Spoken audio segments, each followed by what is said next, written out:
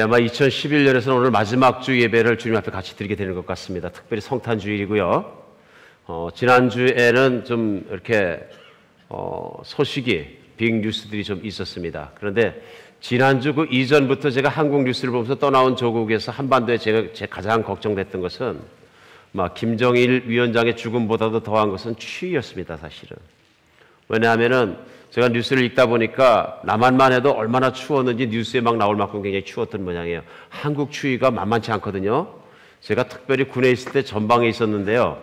전방에 나가서 보니까 진짜 추우니까 많이 춥더라고요.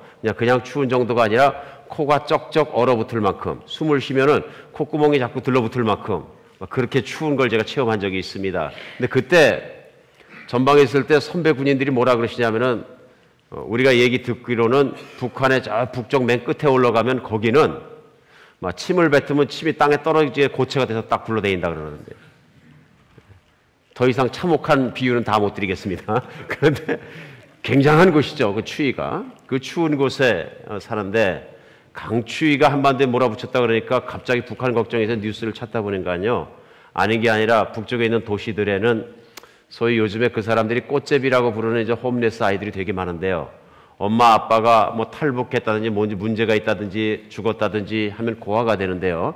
이 고아 아이들을 잘 안 돌보는 것 같습니다. 그래서 수많은 아이들이 때로 몰려다니면서 홈레스가 돼서, 심지어는 4살, 5살짜리부터 주로 10살들 요만한 아이들이 그냥 시장터로 그냥 역으로 몰려다니며 구걸을 한꺼번에 하고, 주로 그 아이들이 그러다 보니까 먹고 살지 못하니까 도둑질도 하고 아주 그냥 그렇게 힘들게 산다는 얘기를 들었습니다. 그런데 그런 그 소위 홈레스 아이들이 시장에서 보니까 예전에 그 동영상에 나온 거 보니까 찔벅찔벅한 시장의 그 시장판 바닥에 앉아가지고 한 7살, 6살 이렇게 된 애들이 그 땅에 있는 걸 막 주워 먹는 거예요. 그러니까 뭘 밥이라도 흘린 토랄이 있으면은 흙과 함께 막 주워 먹는 게 보이는 거예요. 너무너무 비참한 생각이 들었어요, 아주. 아이들 광대뼈가 툭 튀어나고 눈이 쑥 들어갔는데 정말로 60, 70대 얼굴같이 막 그렇게 보이는 아이들이 앉아가지고 어린아이들이 집어먹는 걸 제가 봤습니다. 겨울이 와서 추워졌으니까 잘 곳이 없으니까 이 아이들이 갈 곳도 없고 해서 북한 뉴스에 보니까 무더기로 죽고 있다. 그래, 북한 그 정부에서는 이거 그 아이들이 나쁜 짓만 하고 반체제적인 사고방식이 있는 아이들이니까 죽어도 내버려라, 심지어는 일부러 죽이기도 하고 그래가지고 비참하게 그 생명들이 쓰러져 간다는 그 뉴스를 제가 읽었습니다. 한 번에 한두 명도 아니고 홈리스 아이들이 길에 자다가 얼어서 무더기도 죽어간다는 그 뉴스를 보면서 가슴이 얼마나 아팠는지 모릅니다. 이게 실제로 우리가 떠나온 저국 북쪽에 있는 동포의 땅에서 현재 일어나고 있는 이 시간의 일들입니다. 그런데 지난주에 우리가 아는 것처럼 세계를 깜짝 놀라게 했던 뉴스는 뭐냐 하면은 이제 김정일 위원장이 죽은 사건입니다. 많은 사람들이 기뻐했습니다.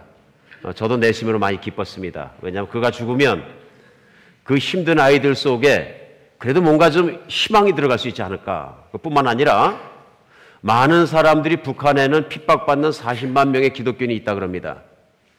지금 이 시간에도 뒷산에 올라가 토구를 팔고 가마니를 뒤집어 쓰고 앉아가지고 소리가 나지 않도록 하나님께 기도하고 말씀을 보고 있는 우리 사랑하는 형제 자매들이 있습니다. 그리고 예수 믿었다는 이유만으로 정치범 수용소에 끌려가서 이틀에 한 끼도 피죽도 못 먹는, 정말로 그 강냉이죽을 제대로 얻어먹지 못하고 노동을 하고 있는 우리 믿음의 형제 자매들이 지금 이 시간에도 있습니다. 그것을 생각했을 때 김정일 씨가 죽었다는 것 참 어떤 면으로는 참 반가운 소식이 아닐 수 없었습니다. 한 인간이 예수님 없이 죽었다는 것, 결국 예수님 앞에 가서 무릎 꿇고 빌 날이 오겠지만은 그날을 보기 이전에 참으로 북한 땅에 희망이 왔으면 좋겠다는 간절한 소망이 생겼습니다. 그런데 그래서 좀 이번에는 북한 뉴스가 이제 그냥 많이 있고 그래서 뉴스를 풍성하게 봐서 보다 보니까 좀 재밌는 뉴스를 하나 발견했어요. 그게 뭐냐 하면은 그 김정일 위원장이 죽었다는 뉴스가 공식으로 발표되기 하루 전에 그 정부에 있는 고위 관리들은 아마 다 알았던 모양입니다. 그래가지고 그 높은 관리가 그 평양에 있는 공항에 나와서 마침 평양에 있는 공항에서 크리스마스가 가까웠다고 그 성탄절 크리스마스 추리를 만들어 놨는데요. 이 추리 집어치워라. 지금 우리 나라가 지금 이럴 때가 아니다. 지금 무슨 추리 키우고 그럴 때가 아니다. 그렇게 얘기해서 추리를 철거하라고 이렇게 크리스마스 추리를 얘기했다는 그 뉴스를 이렇게 들으면서 북한에도 크리스마스 추리는 있구나. 이게 굉장히 희망이 되는 거예요. 그러니까 예수 그리스도 우리 주님께서 태어나셨다는 그 사건, 그 성탄절은 그 암흑의 땅이라는 북한에서조차도 불을 밝히는 것입니다. 세계 곳곳에 중동 땅까지 크리스마스는 정말 유명합니다. 그렇죠? 세계 모르는 것이 없습니다. 그런데 예수 이름을 들어보지 못하는 사람도 크리스마스는 알아요. 근데 문제가 뭐냐면요, 이 크리스마스의 진정한 의미, 소위 성탄절의 의미를 알지 못하는 것입니다. 오늘 우리가 성탄절 예배 드리면서 하나님 안에서 크리스마스는 어떤 날인가 다시 한번 깊이 생각해 보는 날 되었으면 좋겠습니다. 오늘 성탄절인데 그 성탄절 오랜만에 또 교회 나오신 분도 계실 것이고요. 오늘 성탄절 예배 드리면서 하나님 안에서 정말 이 크리스마스 성탄절의 깊고 정말 중요한 의미가 깨달아지고 믿어지는 그런 날 되시기를 예수님의 이름으로 축복합니다. 오늘 그냥 맥없이 왔다 맥없이 가시면 무슨 소용이 있겠습니까? 오늘은 그래서 과연 세계인들이 다 알고 있는 상식에 속하는 성탄절이 내게는 상식이 아니었던 것이 깨달아지고 믿어졌으면 좋겠습니다. 그래서 오늘은 하나님 말씀 통해서 알아보겠는데요. 하나님 말씀에 성탄절에 대해서 나와 있는 누가복음 2장 말씀 같이 보시겠습니다. 성경 누가복음 2장 말씀 1절부터 시작해서 14절까지 말씀이 오늘 본문 말씀입니다.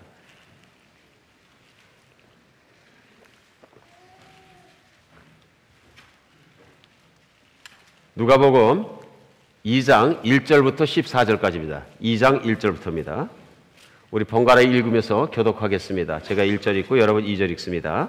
그때 가이사 아구스토가 명을 내려 천하로 다 호적하라 하였으니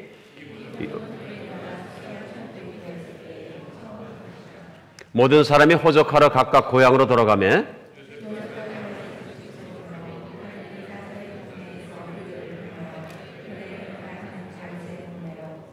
그 약혼한 마리아와 함께 호적하러 올라가니 마리아가 이미 잉태하였더라.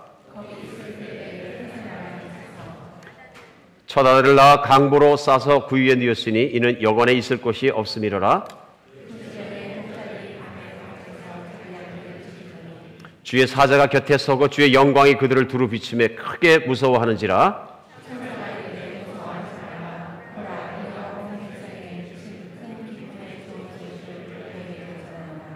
오늘 다윗의 동네에 너희를 위하여 구주가 나셨으니 곧 그리스도 주시니라.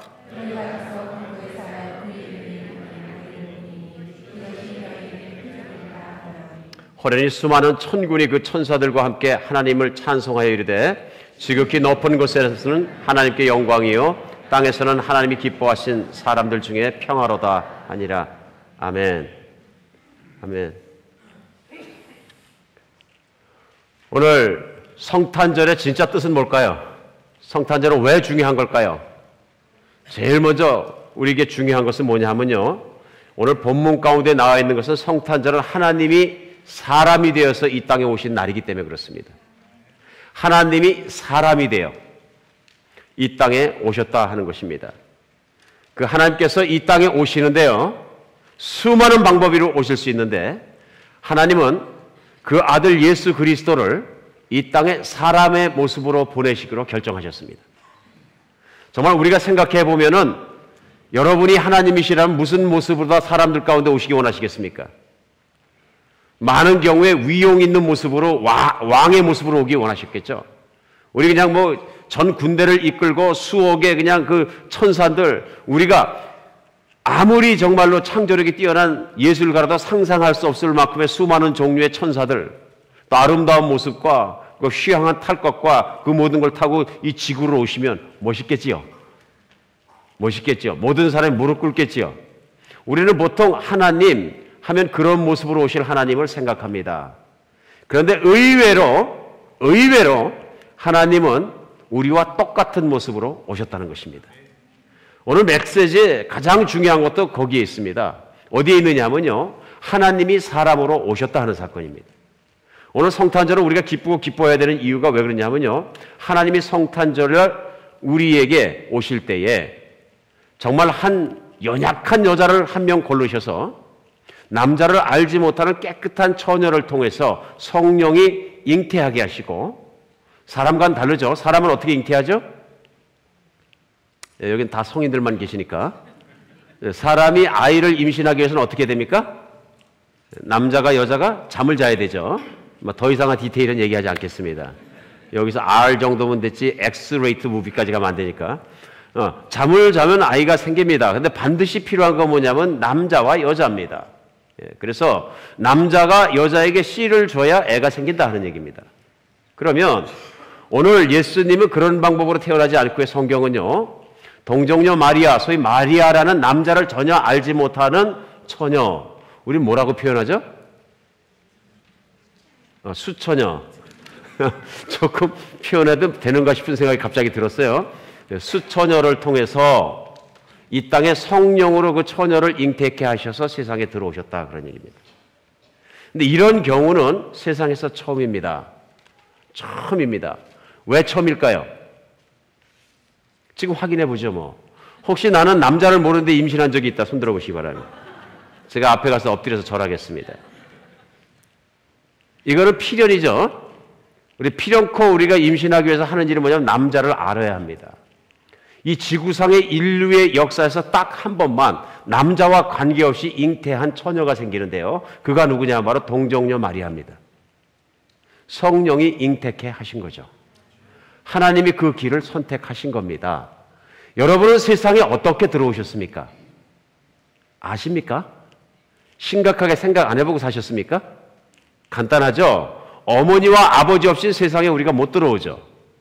우리 여러분과 저는 존재하지 않았었는데, 제가 세상에 들어올 때 보니까 저는 기억이 안 나지만 우리 어머니 아버지가 있어요. 특별히 어머니 뱃속을 통해서 세상에 들어와야 내가 존재합니다. 맞습니까? 내가 이 세상에 딱 그래서 태어나는 순간부터 나는 어떻게 되는 거예요? 세상에 존재하지 않았는데 존재하는 실제 실존적인 누구에게 생명체가 된 거예요. 이것만 해도 사실은 신기하지 않습니까? 여러분 가만히 있어요. 내 가슴을 만져보고요. 내가 생각하고 내가 살아있고 내가 숨을 쉬고 내가 심장이 뛰고 내가 세상에 있고 내가 보고 내 이 세상에 존재하고 있다. 이거 기가 막힌 일이거든요. 근데 우리가 세상에 들어오는 것이 뭐냐면요. 무슨 기계를 통해서 타임머신을 타고 다른 세계에서 들어온 거예요? 아니죠. 이런 분은 SF 영화를 너무 많이 보신 거예요. 어떤 분들은 컴퓨터에서 어나더 월드에서 너무 많이 사셔갖고 요즘 세상이 조금 이상하게 시시해 보인다 그러던데. 문제는 뭐냐면 우리가 어떻게 들어왔는지조차 생각 안 하고 살 때가 많다 그런 얘기예요. 그런데요, 하나님은 이 세상에 존재하고 들어오실 수 있는 수많은 방법이 있는데 우리와 똑같이 한 여자의 배를 통해서 들어오셨다는 거예요. 기가 막힌 일이죠. 그것도 그렇기 때문에 아기의 모습으로 하나님이 이 땅에 오셨다 하는 것입니다. 이것이 얼마나 우리에겐 중요한 일인지 모릅니다. 왜 그러냐면요, 많은 사람들이 신을 만나길 원합니다. 많은 사람들이 지구상에 살고 있는 역사상에 오늘까지 많은 사람들이요, 창조자를 만나기 원합니다, 사실은. 그래갖고 예수님을 모르는 사람도 신을 만나기 원하니까요, 종교를 일으키기도 하고요, 때에 따라서 공부를 열심히 하기도 합니다. 인생에 태어나서 내가 이 세상에 존재하는 거 분명히 맞는데 그 다음에는 어디로 가는지 죽으면 다 없어진지 전혀 모르겠으니까 공부합니다. 뭘 위해서요? 진리를 깨닫기 위해서요. 나보다 머리 좋은 사람, 나보다 많이 공부한 사람, 나보다 아는 사람들은 과연 세상을 어떻게 이해했고 어떻게 깨닫고 어떻게 무엇을 붙잡고 무엇이 진리인가 깨닫기 위해서 열심히 공부합니다. 그러니까 철학 박사도 되고 뭐도 되고 공부해갖고 동양 철학, 서양 철학, 별 철학이 다 나오고 세상에 생각한 사람들이 많이 나오니까 세상은 그런 사람들의 사고방식과 그런 사람들의 철학 이야기로 가득합니다. 근데 이분들은 창조자 신을 만났을까요? 결론은 못 만났습니다. 그런가 하면 요즘에 뉴에이지 같은 경우에는 모든 우주가 인간을 창조한 주인이라고 생각해서 우주에 있는 길을 빨아들여야 내가 잘 된다. 그래서 어떻게 하냐면 정말로 학교에서 공부도 많이 하시고 학위도 높으시고 세상에서 유명한 분들이 이렇게 모여가지고 손을 쭉 잡고 둘러싸고 혼자 하면 힘이 없으니까 여럿이 모여서 기도를 하면 우주에서 기가 빨려 들어와서 내가 사람이 달라진다. 하나님을 만날 수 있다. 이렇게 생각해서 손을 붙잡고 모여서 기도해야 하고 기를 빨아들이는 일을 합니다. 여러분 한번 다 같이 손잡고 기 빨아들이기 한번 해볼까요? 기 빨아들이기 하면 그냥 더 피곤해집니다. 이게 뭐냐면은 이런 사상들이 결국 뭐냐면 하나님을 만나보려고 그러는 거죠. 우리 떠나온 조국의 우리 조상들도 마찬가지죠. 좀 지나가다 나무가 이상한 나무 보면 어떻게 해요? 그냥 못 지나가고 이건 귀신이 있으니까 댕기 돌려놓고 이건 선왕당이라. 거기다가 밥에다 놓고 떡에다 놓고 제사 지내기 시작하면 사람들이 거의 당연히 거기는 신이 산다고 생각하는 거예요. 좀 산세가 험하고 좀 그런 산 지나가면서 보면은 또 저기는 특별히 더 큰 신이 산다. 어떻게 해요? 산신령이 사시니까 산신령 노엽게 하지 않기 위해서 항상 신은 우리에서 화나 있기 때문에 잘 노여운 걸 달래드려야 되니까 밥도 해다 드리고 그러는 거죠. 그것뿐입니까? 밭에 가면 밭에 있는 귀신한테 절하고요. 심지어는 우리 어머니, 아버지들, 할머니들은 가서 빌 데가 없으면 어떻게 했어요? 예, 뒷안에 있는 장독대에 가서 물 한 그릇 떠놓고 그 앞에서 싹싹 빌었습니다. 비나이다, 비나이다. 우리 아들 고시급제하게 하여 주시옵소서. 가장 비는 거죠. 얼마나 신이라는 존재, 하나님을 모르면 이렇게 아무 데나 대고 빌었겠습니까? 문제는 뭐냐 하면요, 성경은 뭐라 그러시냐면요, 인간이 하나님을 찾아도 만나지 못하리라 이렇게 말씀하셨어요. 인간이 하나님을 찾아도 만나지 못할. 왜 못 만나느냐 하면요, 인간이 시작의 역사부터 아주 오래전부터 하나님을 버렸어요. 하나님부터 등을 돌려버린 존재가 인간이다, 그런 얘기예요. 그런 아담과 이브 때부터 라인이 뭐냐면요, 그런 죄의 본질을 가지고 태어났다, 그런 얘기예요. 그러니까 그 죄성 때문에 하나님을 만날 수가 없는 거예요. 그런데 그렇게 못 만나던 하나님은 인간이 가장 잘 만날 수 있고 인간이 깨달을 수 있는 모습으로, 즉 인간의 모습으로 이 땅을 오신 거예요. 인간이 몸부림치다고 만나지는 건 아닌데 하나님 쪽에서 오셔서 우리를 만나주시면 우리는 만날 수 있습니다. 이게 문제는 뭐냐면 사람들이 인간을 중심으로 생각하니까 인간이 노력하면 하나님을 만날 수 있다 이렇게 생각해요. 그런데 사실은 인간이 아무리 노력해도 하나님을 만날 능력은 없습니다. 인간이 노력하면 무엇인가 창조자가 살아계신 것 같다 하는 흔적을 발견할 수는 있어요. 그렇죠? 세계에 지어진 환경을 보고 자연을 보고 모든 걸 보면 아마도 창조주가 있는 것 같다. 이건 좀 공부를 많이 한 사람 이런 개수 얼마든지 할 수 있어요. 그러나 하나님이 어떤 분이 창조가 어떤 분이 만날 수 있는 길은 없는 거예요. 여기 유일한 방법이 있습니다. 뭡니까? 하나님이 인간을 찾아오시는 것인데 성탄절은 바로 그 예수님이 2000년 전에 우리 인간을 찾아온 사건입니다. 그냥 사건이 아니고요, 인류 역사의 최고 큰 대사건입니다. 찾고 찾던 하나님이 이 땅에 오셔서 사람의 모습으로 땅을 밟고 돌아다니셨다는 얘기입니다. 그리고 사람들과 함께 얘기하시고 사람들 정말로 진리 가운데 이끄시고 특별히 사람들이 어떻게 하면 다음 세계 천국으로 가는지 그 길을 가르쳐 주시고 인도하였다는 사건입니다. 우리 인류 역사의 가장 큰 사건이고 가장 중요한 사건입니다. 그러므로 이 사건을 내가 믿고 이 예수님을 내가 믿었을 때는 내 인생의 모든 세계가 완전히 달라지는 것입니다. 인생은 알게 모르게 우리가 묶여 있습니다. 어디예요? 우리가 아는 지식의 박스만큼 묶여 있습니다. 내가 보고 듣고 그런 것만큼밖에 난 알지 못합니다. 그렇죠? 근데 인간이 새로운 것을 어떻게 알게 됩니까? 새로운 걸 보고 듣고 배우면 알게 되는 것입니다. 믿음이냐. 그래서 제한된 박스 속에 살고 있는 인간의 세계 속에 뚫고 들어오신 분이 누구냐면 천국으로부터 예수님께서 우리가 세상을 들어온 것처럼 세상을 뚫고 들어오신 사건이 동정녀 마리아에게 예수님이 태어난 사건인 것입니다. 얼마나 중요한 사건인지 모릅니다. 그런데 오늘 본문 가운데 놀라운 사건이 또 하나 일어나는데 그게 뭔지 아십니까? 예수님이 사람으로 오신 사건 말고도 하나님의 모습과 성품과 그분의 생각을 보여주는 귀한 사건이 오늘 복음 가운데 있습니다. 그것은 뭐냐면 오늘 예수님이 아기로 태어났는데 아기가 누구라는 것, 아기가 곧 하나님이시라는 걸 가르쳐 주셔야 되는데요. 이제 하나님의 선택입니다. 누구한테 가르쳐 주셨을까요? 오늘 본문은 누구한테 가르치셨다고 얘기합니까? 제사장들에게요? 최고의 신학자에게요? 랍비에게요? 제일 부자에게요? 제일 잘생긴 사람에게요? 제일 세력이 센 사람에게요? 그 당시 로마의 황제에게요? 아닙니다. 하나님이 예수님을 보내시고 그 예수님이 세상에 오신 하나님이라는 걸 가르치고 그 대상은 누구냐면요, 유대 땅에서 가장 보잘것없는 사람을 취급받았던 사람들, 목동들입니다. 오늘 성탄절에 우리가 분명히 알아야 되는 것은요, 하나님이 어떻게 오셨고 누구에게 그것을 알게 하셨느냐에 따라서 그 하나님이 어떤 분인지를 우리는 분명히 알 수 있습니다. 그분의 성품이 드러나는 것입니다. 지금 밖에 나가서 하늘을 보고 나무를 보고 태양을 보고 이 위대한 걸 누군가 만들었지, 이건 하나님의 흔적이야, 하나님 거기까지 믿을 수 있을지 모르지만 하나님 못 만납니다. 왜 그럴까요? 앞만 쳐다봐도 하나님이 어떤 성품의 분이신지 누군지 모릅니다. 그런데 오늘 본문은 그걸 우리에게 분명히 가르쳐 주십니다. 그 당시에 목동이 어떤 사람들이냐면요, 일용직 노동자들입니다. 최저임금을 받는, 지금 우리가 성경 읽으면서 뭐 저 들판에 뭐 목동 얘기하니까 크리스마스 카드에 나와 있는 건 너무 아름다워. 이게 아니죠. 굉장히 현실적인 얘기를 해서요. 인생 살기가 가장 힘들던 사람들이에요. 왜 힘드냐 하면요. 그때 당시가 로마가 세계를 붙잡고 있었기 때문에 오늘 예수님께서 어떻게 하다 베들레헴에 오셨다고요? 호적을 하러. 태어나서 처음 호적하는 거예요. 그러니까 그전에는 유대인들에게 호적이라는 게 없었어요. 필요가 없었고요. 족보만 있으면 돼요. 근데 이 호적을 왜 만드는 거냐 하면요. 로마에 있는 황제가 명령을 했다 그러잖아요. 실제로 역사에 나와 있는 이 사람이 그 왕이거든요. 로마의 황제인데 이 아우구스토 때 정말 그 시저가 호적을 하라 그런 이유가 왜 그럴까요? 이 사람이 바로 로마 역사에 나와 있는 그 가이우스 옥타비우스라는 황제입니다. 그리고 역사에서 보면 BC 27년에서 AD 14년까지 로마의 황제를 했던 사람입니다. 근데 이 옥타비우스가 그 왜 호적을 시켰을까요? 지금처럼 시민권 받으면 시민의 권리를 지켜주고 그다음에 그 사람의 그 권리를 다 주기 위해서 주민등록을 시켰을까요? 아닙니다. 세계를 점령한 황제는 자기가 점령한 나라에 있는 생명과 사람들을 자기의 소유물로 생각했습니다.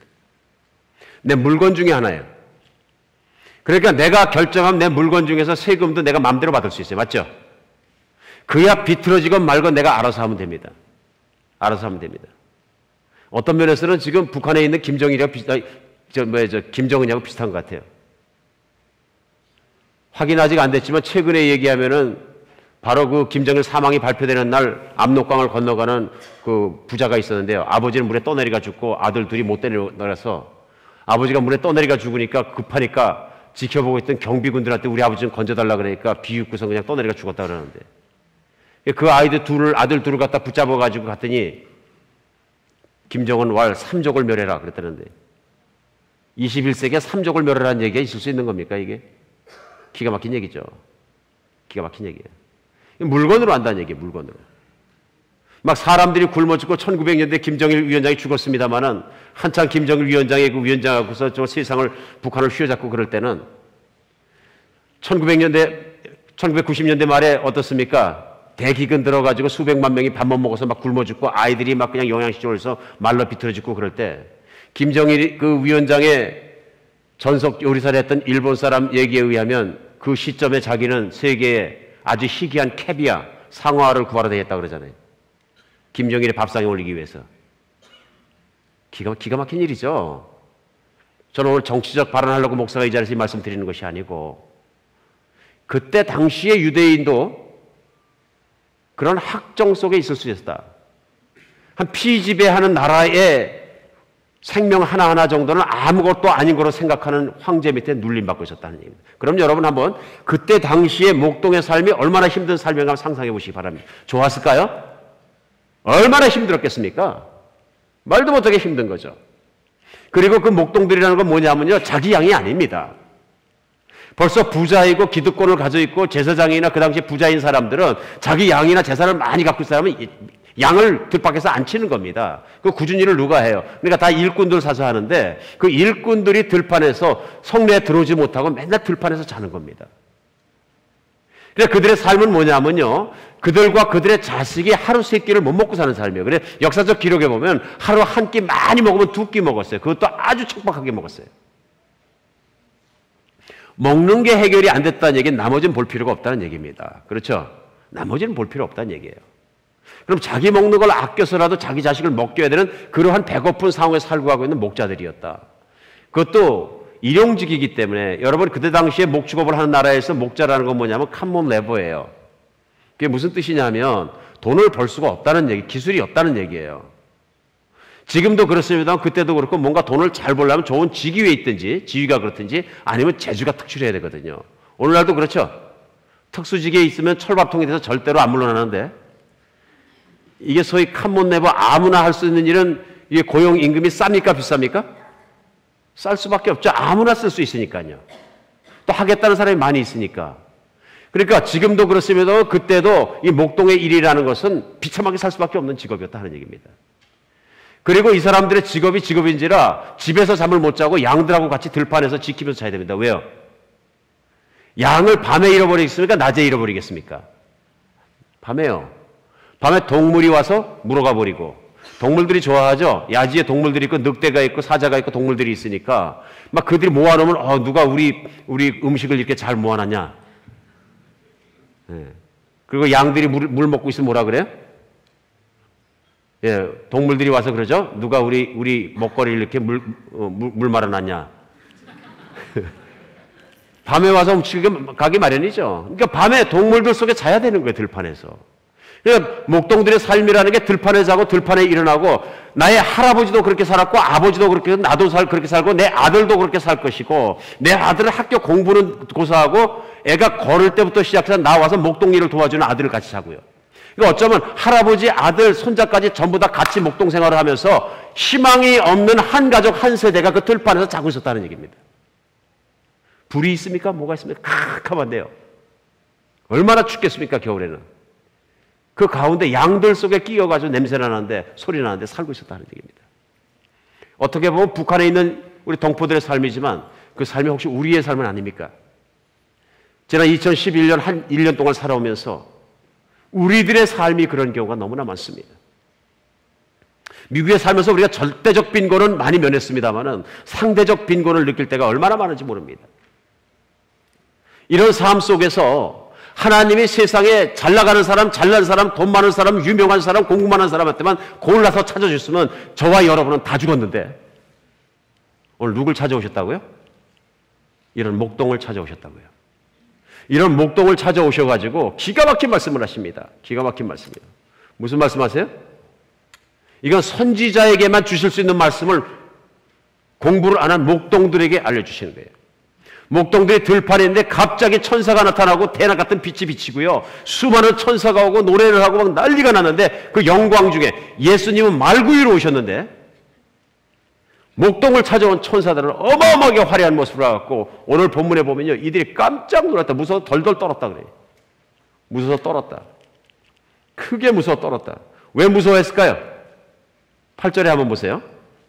오늘 8절, 그 지역의 목자들이 밤에 밖에서 자기 양떼를 지키더니 주의 사자가 곁에 서고 주의 영광이 그들을 두루 비치며 크게 무서워했다. 깜깜한데 집에 혼자 있는데 한번 하늘에서 천사들이 몇 벽이 찾아와서 집 온 주위가 다 대낮같이 밝고 막 그냥 천사들이 왔다 갔다 하고, 여러분 무섭겠어요? 안 무섭겠어요? 아, 이제 보내주신 천사가 드디어 나한테 왔구나, 그러시겠어요? 두렵죠? 이 일이 진짜 일어나 보세요. 얼마나 두려운 일인가. 세상에 보도 듣지도 못했던 그 현상이 내 앞에 일어났을 때 얼마나 놀라겠습니까? 성경은요, 사도 바울이라는 사람이 원래는 예수 믿는 사람을 핍박하고 죽이던 사람이었는데요, 길을 걸어가다가 예수님이 대낮보다 더 밝은 빛 속에 대낮에 나타나니까 그 자리에서 거꾸로 져버립니다. 그리고 그날 이후에는 예수님이 살아계신 하나님을 단 한 번도 의심하지 않습니다. 부족한 제 인생에도 예수님이 저는 그렇게 찾아왔다고 믿습니다. 우리 모두의 인생에 하나님이 그렇게 찾아오셨으면 좋겠습니다. 뭐 꽃빛 가운데 찾아오는 것만 아니라도 우리 믿음 속에 찾아오실 때가 있다 하는 얘기입니다. 오늘 목동들에게 천사가 그런 모습으로 찾아오니까 첫 번째가 뭐냐, 크게 무서워했다 그러니. 그 다음에 9절에 보면요, 주의 사자가 곁에 서고 주의 영광이 그들을 두루 붙임에 크게 무서워하는지라. 10절입니다. 천사가 이르되 무서워하지 말라, 보라 내가 온 백성에게 미칠 큰 기쁨의 소식을 너희에게 전하노라. 천사가 왜 나타났다고요? 모든 사람들에게 해당될 큰 기쁨의 소식을 너희에게 전하겠다. 누구에게요? 목동들에게. 왜? 제사장도 아니고 바리새인도 아니고 율법 선생도 아니고 이 세상에서 가장 천대받는 사람에게 그 중요한 계시를 주셨을까요? 기가 막히지 않습니까? 이것이 하나님의 창조자의 성품입니다. 그분은 불쌍히 여길 사람을 불쌍히 여기시는 분이신 줄 믿으시기 바랍니다. 간절한 사람을, 희망에 갈급한 사람을 만나주시는 창조자 하나님인 줄 믿으시기 바랍니다. 저는 이래서 더 하나님을 사랑하고 그분을 신뢰합니다. 하나님은 사람들이 인정해주는 인기에는 전혀 관심이 없습니다. 왜 그럴까요? 사람들이 인정해주는 인기와 관계없이 그분은 완벽하게 이미 인기가 있으신 분이십니다. 그분은 그런 거에 관심조차 없으십니다. 사람들이 영광스럽게 노래한다고 해서 더 영광스러워지는 것 아닙니다. 하나님은 이미 맥시멈 영광을 누리고 계십니다. 우리가 영광을 찬양하는 것은 찬양함으로 우리가 그 영광에 참여하는 우리가 영광을 받는 것이죠. 오히려 오늘 하나님은 온 백성에 미칠 그 큰 기쁜 소식을 전한다고 말씀하시면서 11절에 보면요, 오늘 다윗의 동네에 너희를 위하여 구주가 나셨으니 곧 그리스도 주시니라 이렇게 말씀하세요. 그리고 12절에 너희가 가서 강보에서의 구유의 뉘에 있는 아기를 보시니 이것이 너희에게 표적이니라 하신 거예요. 그 메시지가 뭐예요? 천사들의 오늘 너희 동네에, 다윗의 동네에, 베들레헴에 구주가 나셨다. 이게 구주가 무슨 뜻이냐면요, 구주는 어떤 지역에 있는, 한국에 있는 대구 옆에 있는 동네 이름이 아니고, 이 구주는 구원자, 영어로 savior, 너희가 희망이 없는 세상, 힘든 세상, 앞이 보이지 않는 세상, 고통스러운 세상으로부터 너희를 구원해 줄 구원자가 나오셨느니라, 이런 뜻입니다. 아무리 힘든 세상, 다음 세상은 보이지도 않는 세상 속에서 너희를 구원할 분이 오셨느니라 하는 얘기입니다. 그래서 구주 곧 그리스도라 말씀하시는데, 그리스도란 뜻은요, 기름 부음을 받은 자다. 이게 헬라어인데요, 그리고입니다. 그러니까 근데 이거를 다른 소위 유대인들이 쓰는 구약 성경에 쓰는 히브리 말로 바꾸면 메시아다 이런 뜻입니다. 메시아, 똑같은 뜻입니다. 그러니까 이들이 그걸 딱 들었을 때 이들은 알았습니다. 목동들은 무슨 얘기냐면요, 성경 공부를 철저하게 안 한 사람도 늘 조상 때부터 들은 얘기가 있습니다. 구약 성경에 보면 창세기 이후로 계속해서 성경을 읽으면 읽을수록 어떤 희망이 언젠가는 하나님께서 이 땅에 메시아를 보내주셔서 환난과 모든 것 고통 가운데 빠져있는 하나님의 사람들을 구원해 주실 것이다 하는 메시지가 있습니다. 오늘 그러니까 그 메시아가 왔느니라 놀랬을까요? 안 놀랐을까요? 무지무지 놀랬죠. 제가 목동이었다면요, 천사의 그 영광의 모습을 보고 그 메시지를 듣다 보니까 오늘 다윗의 동네에서 메시아가 왔느니라. 그럼 뭐라 그랬어요? 와, 어떻게 나 같은 인간에게, 목동인데 공부도 못하고 글도 못 읽는데 이 큰 소식을 나한테 가르쳐 주시나. 놀랄까요? 안 놀랄까요? 무지하게 놀라운 거죠. 그리고 이게 헛말이 아니라 실제로 너희가 눈으로 보고 믿을 수 있느니라. 그러니까 너희가 가서 다윗의 동네에서 외양간 때 애를 낳아서 강보에 싸갖고 정말로 그 구유에 놓여 있는 아이가 있거든. 그 아이가 바로 메시아니라. 확인할 수 있어요, 없어요?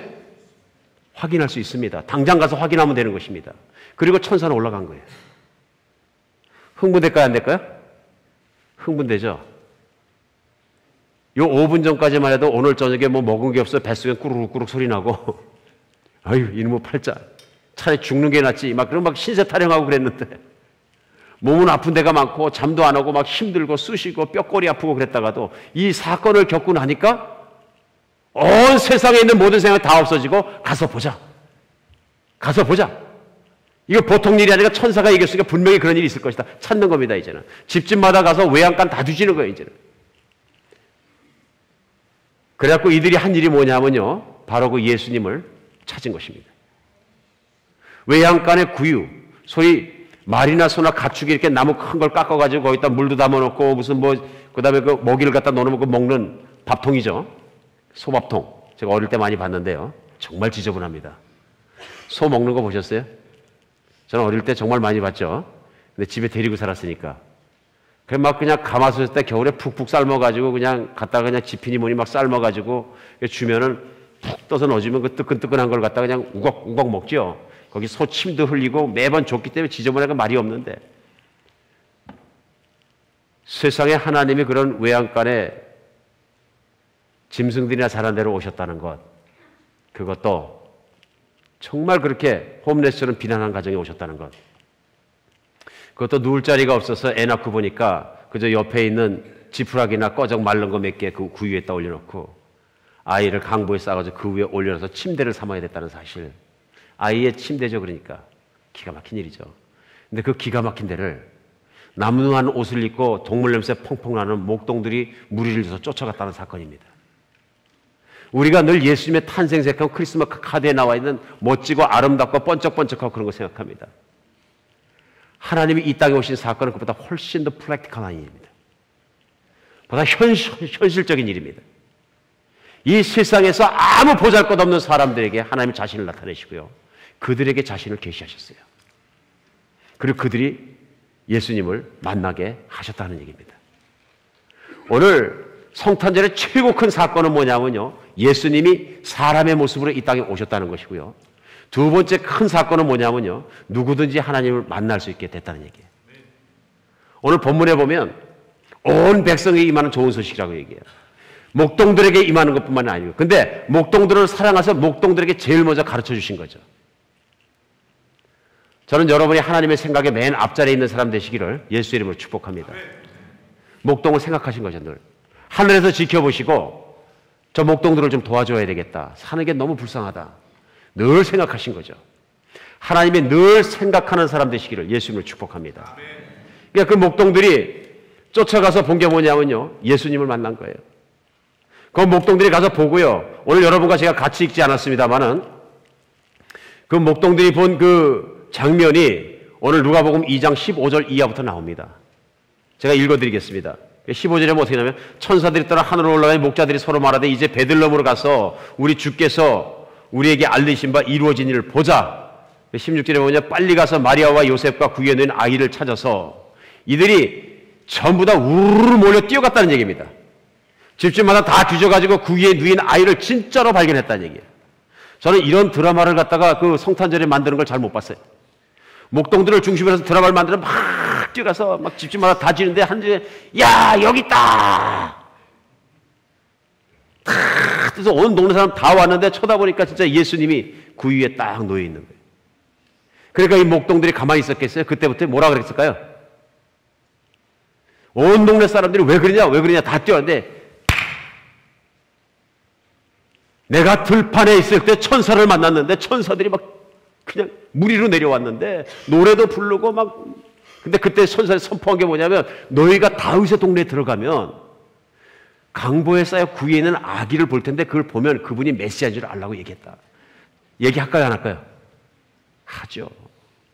그래서 2장 16절에 이렇게 빨리 가서 마리아와 요셉과 누운 구유에 있는 아이를 찾아서 17절입니다. 보고 천사가 자기들에게 이 아이에 대해 말하는 것을 전하였다. 이게 하나님이 세상에 있는 사람들에게 복음을 전하는 방법입니다. 아주 미천한 사람들을 통해서 그들의 인생이 바뀌게 하시고요. 그 바뀐 인생을 통해서 하나님의 영광과 하나님의 능력을 알리십니다. 오늘 성탄절은 왜 중요하냐면요. 바로 이 예수님은 하늘나라에서 내려오신 하나님이시기 때문에 그렇습니다.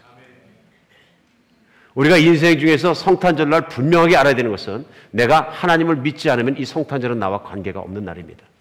그러나 2011년 전에 하나님께서 그 아들을 이 땅에 사람으로 보내셨다는 걸 내가 분명히 믿으면 오늘은 우리에게 굉장히 중요한 날입니다. 마치 목자들의 인생과 똑같습니다. 그 아기 예수를 보기 전까지의 목자들의 인생이라는 건 희망이 없는 인생이고 팔자에 붙잡힌 인생입니다. 운명에 붙잡힌 인생입니다. 그러나 그 순간 그들이 발견한 게 뭡니까?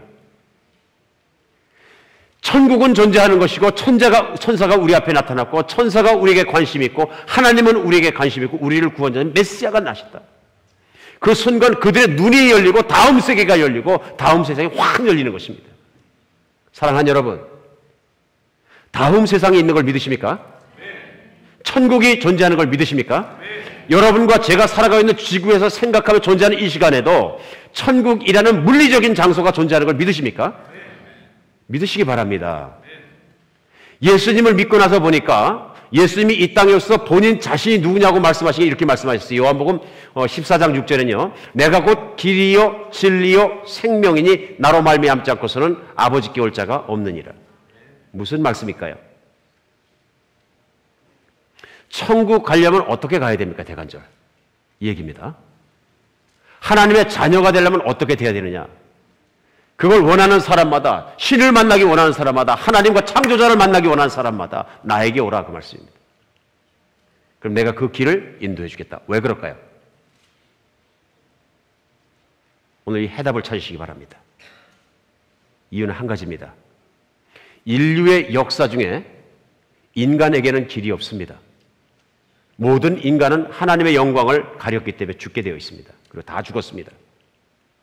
그러나 예수님은 이 땅에 오신 하나님이시기 때문에 예수님만이 여자의 몸에서 태어난 완전한 사람이시고 그리고 하늘나라에서 오신 완전한 신이시기 때문에 그렇습니다. 사람이 잉태케 한 것이 아니라 성령이 잉태케 하셔서 예수님이 이 세상에 들어오셨기 때문에 예수님은 참 신이시고 참 사람이십니다.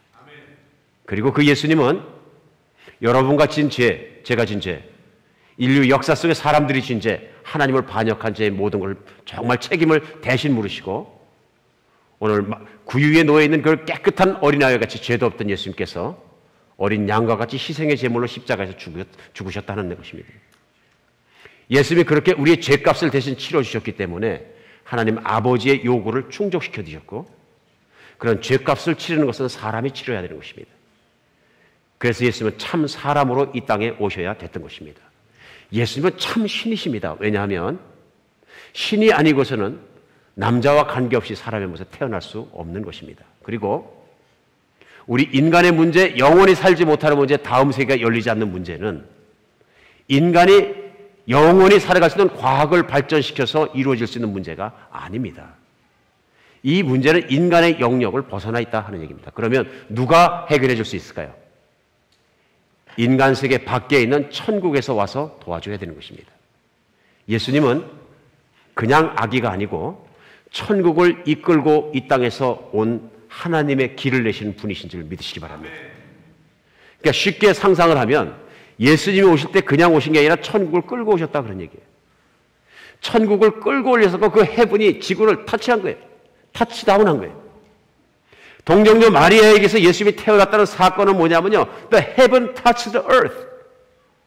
천국이 땅이 맞닿은 순간이다 그런 얘기예요. 그전에는 천국을 갈 길이 없었는데 내가 곧 길이요 하는 말씀은 그 예수님을 통해서 예수님을 믿고 예수님을 구세주로 받아들여야 내가 그 예수님을 통해서 이제는 천국으로 다음 세계가 열릴 수 있는 길을 열어놓으셨다 하는 얘기예요.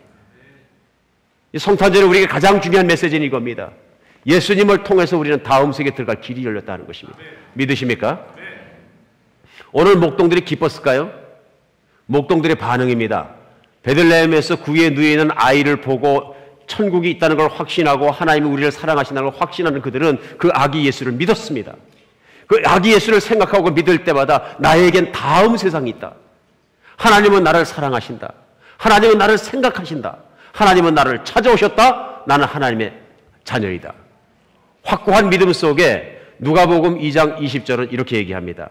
목자들은 자기들에게 이르던 바와 같이 듣고 본 그 모든 것을 인하여 하나님께 영광 돌리고 찬송하며 돌아가니라. 자기들이 듣고 본 모든 것으로 인하여 하나님의 영광 돌리고 찬송하며 돌아가니라. 이 인생이 바뀌었을까요? 안 바뀌었을까요? Absolutely. 완전히 바뀐 거예요. 그들이 정말로 예수님을 만나러 갈 때 발자국하고 이제 돌아갈 때 직접 보고 갈 때는 완전히 다른 거예요. 내가 목동이지만 더 이상 목동이 아니라 내가 하나님 자녀라는 확신, 내가 목동이지만 하나님이 나를 생각하시고 사랑한다는 확신, 하나님이 나를 찾아오시다는 그 확신 때문에 이들은 이 세상에 있는 어떤 고통도, 가난한 것도, 무시당하는 것도 인생에 더 이상 문제가 되지가 않는다는 얘기입니다. 믿으십니까? 이게 신앙입니다. 이게 믿음입니다. 이게 성탄절입니다. 이게 성탄절에 실제 우리 가운데 우리 마음속에 일어나야 되는 일입니다. 성탄절에 매너리즘이 걸려서 그냥 왔다 갔다 하는 성탄절이 아니고 예수님이 인격적으로 만나지고 그날에 봤던 목동들과 동일한 마음 되는 것, 그런 믿음이 되는 것, 이거 성탄절에 우리에게 필요한 것입니다. 믿으십니까? 오늘 우리에게 정말 필요한 게 뭐냐면요, 이 예수님이 우리 모두에게 필요한 거예요. 우리 모든 인생은 어떻게 보면 다 절망적입니다. 내가 뭘 좀 가지고 있는 것 같아도, 부자인 것 같아도, 남보다 조금 더 나은 것 같아도, 남보다 명품을 입었으니까 내가 더 우월해 보이는 것 같아도, 남보다 조금 더 좋은 차를 타면 내가 좋아 보이는 것 같아도 사실 we are nothing. 죽음 앞에 서면 we are nothing입니다. 아무것도 아닙니다. 오늘은 예수님을 내가 믿습니다 하는 고백 없이 그냥 지나가는 성탄절이 되지 않기를 예수의 이름으로 축복합니다. 아멘. 오늘은 내년에 믿지, 후년에 믿지 아닙니다. 오늘 예수님을, 아기 예수를 만났던 목동들과 같이 우리가 그렇게 예수를 만난 아침 되었으면 좋겠습니다. 예수님은 살아계십니다. 우리 북한 동포들 화두에 시작했으니까 우리 북한 동포에 대한 희망의 메시지로 오늘 마지막을 마감했으면 좋겠습니다. 많은 사람이 얘기합니다. 북한은 왜 이렇게 저주받았냐고요. 저만은 그렇게 생각하지 않습니다. 북한은 축복받았다고 생각합니다. 이 목사 미쳤다 그래도 좋습니다. 제 눈에는 그렇게 보입니다. 언제 제가 이걸 깨달았냐 하면요, 이 얘기를 들을 때 그걸 깨달았습니다. 북한같이 불쌍한 나라가 없거든요. 모든 정보에 갇혀있고 인터넷도 못 들어가고 뉴스도 못 보고 세상도 모르고 그냥 속이는 대로 속고 있는 멍청하게 살아가는 인생, 얼마나 불쌍한, 운명이 결정된 인생이거든요. 기독교도 못 들어가는 것. 제가 한 가지 배운 게 있습니다. 아닙니다. 거기는 지금 성경에 나와 있는 목동 같은 인생들이 사는 곳입니다. 인생에 희망이 없고 아무 희망이 없는 사람들이 사는 곳입니다. 그런데 그 땅 가운데 믿는 우리 그리스도인의 형제자매가 40만 명이 살아있다고 들어갔다 온 사람들이 전부 간증하는 거예요. 붙잡히면 죽는데도 예수를 믿는 거예요. 붙잡혔는데도 예수님을 부인하지 않는 사람이 있는 거예요. 더 놀라운 거는요, 제가 이 사건을 알고 나서 북한은 브레싱 받다고 생각했어요. 왜 그러냐면은 북한에 있는 그리스도인하고 앉아서 조그만 그룹 공부를 하면서 얘기했대요. 우리가 정말 여러분을 위해서 뭘 하면 좋겠습니까? 그랬더니 아이, 기도해 주세요. 그리고요, 우리 남한에 있는 믿음의 그 형제 자매를 위해서 매일 기도합니다. 여러분 뭘 느끼십니까? 북한에 있는 그리스도인의 가슴에 차고도 넘치는 예수 그리스도의 사랑으로 말미암아, 예수님이 우리를 지키신다는 그 믿음으로 말미암아 그들이 가지고 있는 안정감이 남한에 그 잘 살고 있다는 형제들을 위해서 기도한다는 얘기예요. 이 뉴스를 받고 제가 부끄러움이 확 들었어요. 그분들은 예수밖에 없는 거예요. 그래서 죽어도 it's okay. 내가 내일이면 죽으면 예수 만날 텐데, 내 인생에 온 목적 모든 것은 예수님 만나는 것에 만족한다는 거예요. 살아있는 믿음이 된 거예요. 살아있는 순도 100%의 믿음을 지키는 것은 외적인 압박과 모든 그러한 북한과 같은 현실 속에서만 가능한 것입니다. 우리 떠나온 조국과 미국의 삶이 가장 믿음 생활의 문제는 뭐냐 하면요, 너무너무 풍요하고 너무 잘 살아서 목동의 심정이 되지 않는 것입니다. 목동의 마음, 겸손한 마음, 가난한 마음, 세상에 희망을 붙잡기 위해서 애쓰는 그런 진실한 마음이 되지 않으니까 진실한 믿음이 되지 않더라, 그런 얘기입니다. 최소한 북한 땅에는 진실한 그리스도인이 살아남아 있는 것인지 믿으시기 바랍니다. 이들이 엑기스 같은 정말 순도 100%의 그리스도인이 되었을 때 이들이 그냥 복음을 전파하기 시작하면 여기서 뭐 선교를 들어간다 막 그러는 거, 저는 그 나중에 이제 물론 해야 되겠지만 그 능력 갖고는 안 된다고 생각하는 거예요.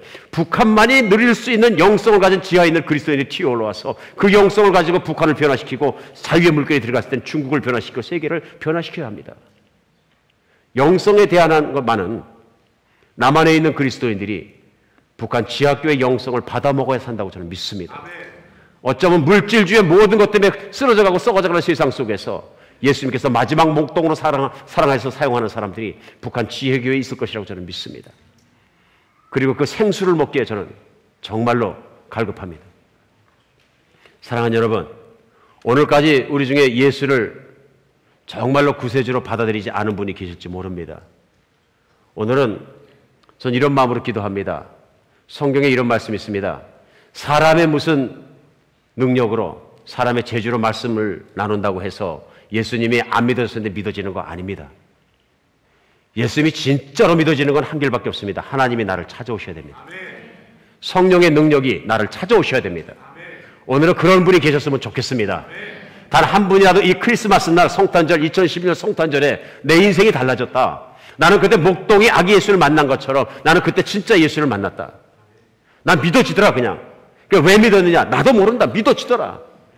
인간은 믿을 수 없다고 성경은 말씀하십니다. 하나님이 찾아오셔서 믿게 해주셔야 2011년 이 땅에 찾으신 예수 그리스도 그분이 진짜 하나님이 찾아오신 걸 믿게 됩니다.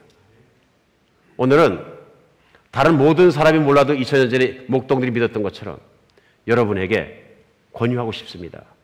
오늘까지 예수 안 믿으신 분이 계시면 제일 먼저 예수님이 하나님 되신 걸 믿으시기 바랍니다.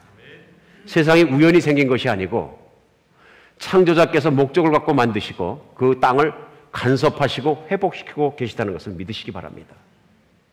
이걸 내 마음대로 생각했다고 내 마음대로 되는 건 절대로 아닙니다.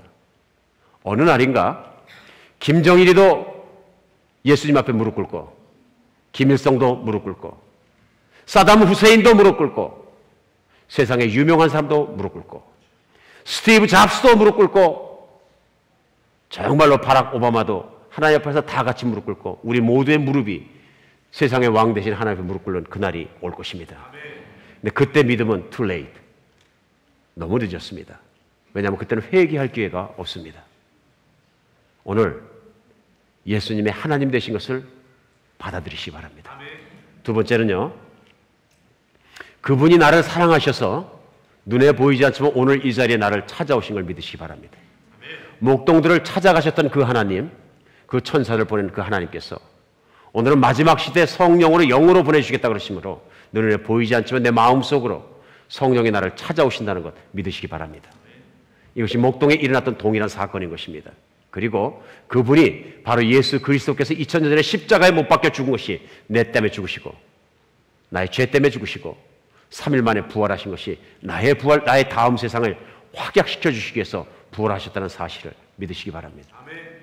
세 번째는요, 내 인생은 그분을 따라 살 것을 오늘 고백하시기 바랍니다. 오늘 걸어들은 이 순간까지는 예수님 완전히 믿지 않고 내 마음대로 살았지만은, 정말 내 인생을 한탄하고 살았지만은, 오늘 또 그날 만났던 예수를 만났던 목동처럼 나도 정말 예수님 믿고 예수님 자녀로 살겠습니다. 고백하시기 바랍니다. 기도하겠습니다.